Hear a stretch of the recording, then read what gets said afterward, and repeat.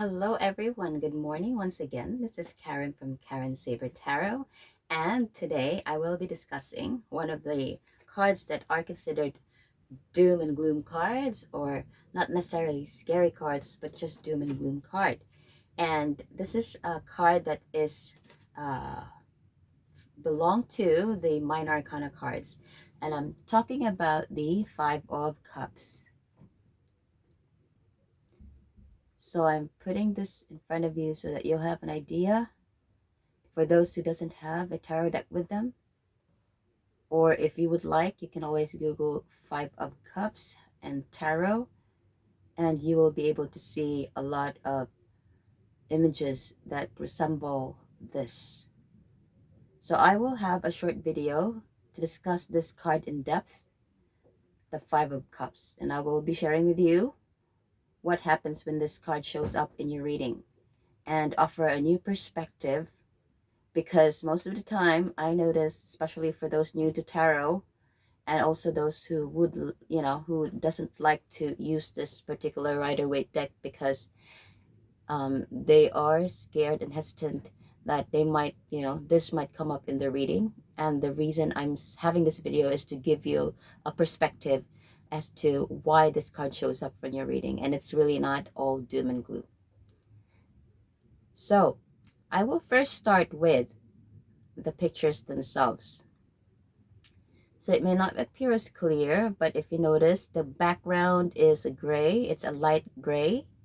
And you will also see that there's a castle. This is the castle. And before you reach the castle, you will see a body of water like a river. And then you see as well some kind of bridge that connects this land, this body of land, towards the castle. And then there's this body of water, this river. Apart from that, you will also notice in the image 5 cups. So the 5 of cups belong to the cup suit, and in this particular image you will see 5 cups. 3 of them are already horizontally positioned and the 2 are still upright. And the very important thing as well to see here is the image of this person or this figure cloaked in black. So some people would interpret black robe as some kind of protection. And it can also be some kind of like sadness and disappointment. And if you notice, the figure is, he obviously or she obviously is experiencing some sadness because his head or her head is bowed. Like if you are going through a journey and you see the destination.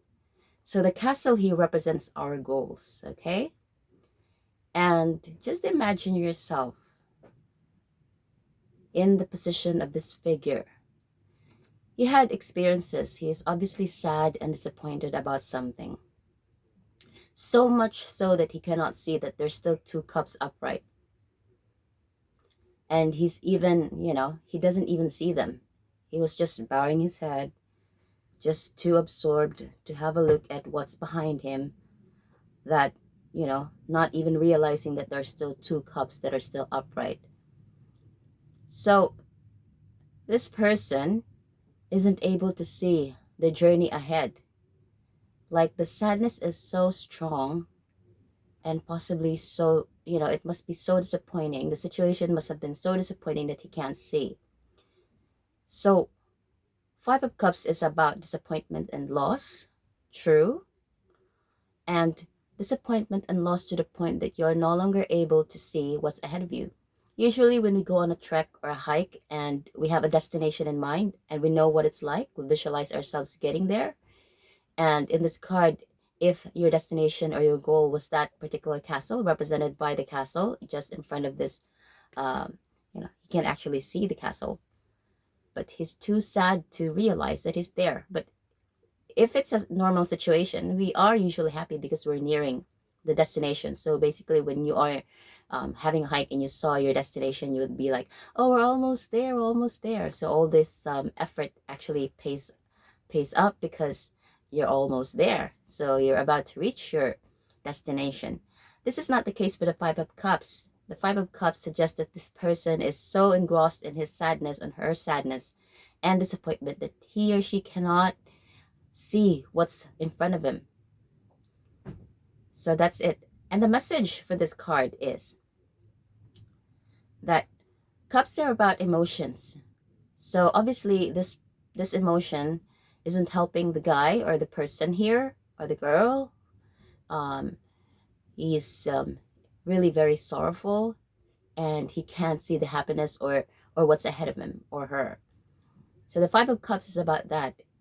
But what we need to remember at times of deep sadness and melancholy is that our goal is just ahead of us. The light at the end of the tunnel is just ahead of us. It's really just a matter of us making a decision, an active choice. We all have free will. So we have the power to respond to the situation that's provided for us, no matter how sad the situation is. So we have this river, we have the bridge. The bridge is our means to cross that river, no matter how strong the stream or the stream is. By the looks of the picture here, if you notice, it's not a calm river. That is why we have a bridge, so that we can cross it and get to our destination. So yes, it's okay to be sad. It's okay, and it's a process to heal. It takes a while, but know that at the end of the day, things like these have to happen. It is part of life, and realizing that, and upon realizing that and making this active decision to make the next part of your day an active decision to get away from it, to undergo the healing process, and then make a decision that, okay, it may not be as effective today, but I will try my best to smile and find something to be thankful for, enjoy the company of friends, enjoy the what's ahead of me. They're actually all just there to support me and do things that I love doing, that gives me happiness. It's okay to heal. It's a process. Everybody has to heal if they experience some kind of sadness. But what's important is, that you can make a choice to go through this bridge to your destination, to ultimately where you will be happier. So this is the message of the Five of Cups. And if you would like to know more about my in-depth discussion about the individual cards, you can always hit the subscribe button. Or if you would like a personal reading from me, just email me. My email details are actually in the description box as well. So have a good day.